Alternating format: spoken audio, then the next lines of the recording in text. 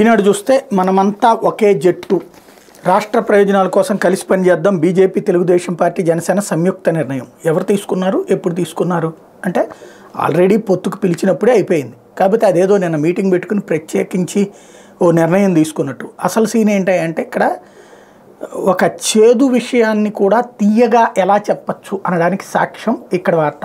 BJP, జనసేనలకు కలిపి 30 assembly, 8 Lok Sabha స్థానాలు ఒక ఆశ్చర్యార్థకం నేడు ప్రకటించే అవకాశం. అంటే అసలు చేదు ఏంటి ఇక్కడ అంటే జనసేనకి ఇప్పుడు ఎన్ని సీట్లు ఇచ్చారు? 24 అసెంబ్లీ, 3 పార్లమెంటు.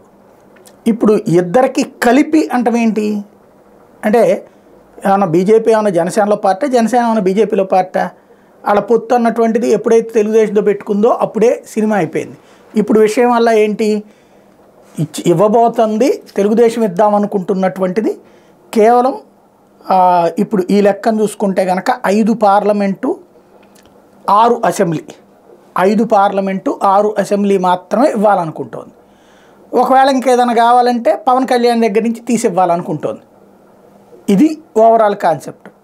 175 స్థానాలుగా 145లో తెలుగుదేశం పార్టీ పోటీ చేస్తుంది, 35లో ఇద్దరు కలిసి సర్దుకోవాలన్నటువంటి కాన్సెప్ట్ని ఇక్కడ పవన్ కళ్యాణ్కి చెప్పుకొచ్చింది. ఆ 145 అయితే అప్పుడు కనీసం 100 తాము గెలుస్తామన్నటువంటిది అలా లెక్క. ఇది అసలు ఎజెండా.